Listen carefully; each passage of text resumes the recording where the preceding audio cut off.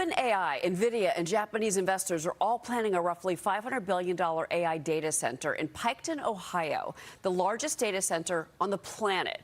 It's expected to open in 2028, projected to bring 35,000 construction jobs, more than 2,000 permanent jobs to the economically struggling Pike County. But some residents are sounding the alarm. They're warning about pollution, water use, radioactive waste, and the impact on housing and land prices. Data centers are now a major focus ahead of the midterms. The House reportedly facing growing pressure to allow a floor vote on data center legislation as we move into the midterms. Let's bring in Ohio Congressman Michael Rulli. He's a member of the House Energy Committee. Congressman, your thoughts and what you are hearing from your constituents in Ohio about this project. Well, good morning, Cheryl. I mean, we're hearing a lot about the AI centers and data centers in particular. We've been working the district really hard. It's about 3.5-hour drive to top to bottom of the district.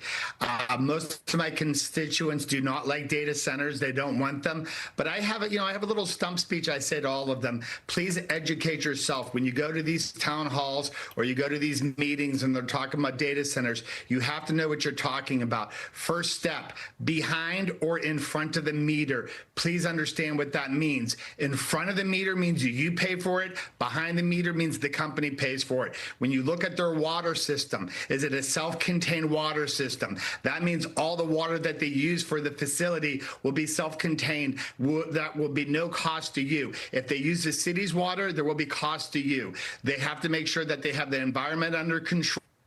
They should put them on wastelands, brownfields, old textile plants or old steel mills. Keep them out of the cornfields. Keep them out of the neighborhoods. We need to do better. China is going to win this war, Cheryl. It's interesting you mentioned this because we've done reporting on this on our network about using existing structures, using abandoned, whether it's a factory or an abandoned office building, use existing structures instead of doing new builds out, to your point, and say a cornfield. Do you think that there's going to be a vote on this when you return to Washington? I think there's definitely a possibility of a vote. I think Speaker Johnson really he has his finger on the pulse of America, and all of our members are talking about this. I've talked to a dozen members. It's the #1 subject when you go out into the field. It's ironic. It's even more of a desired topic than even affordability. People are just worried. The fears are that the temperature could rise, or there could be cancer problems, or they're going to put them in your neighborhood or destroy our cornfields. All those subjects need to be addressed. Any elected official that thinks they're just going to skirt around that, now there's so many positives.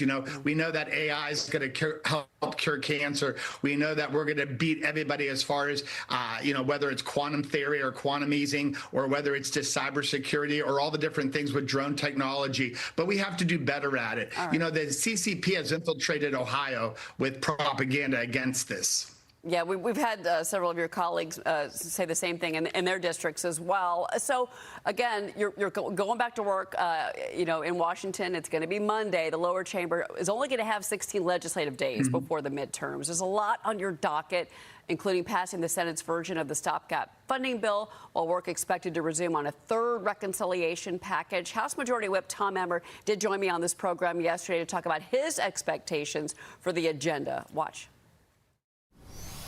I expect we're going to have a vote on the continuing resolution to make sure that the government is funded as of September 30th. That will be the first thing. Then we've got things that are incredibly important, like the Clarity Act. It's got to get done.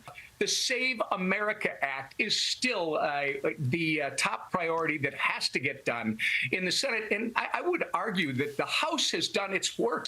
Reconciliation 3.0 we've sent over there. That sits there as well. It is the Senate that has been sitting on their hands, and they're going to have to get this done. With 67 days to the midterms, how much can you get done, sir?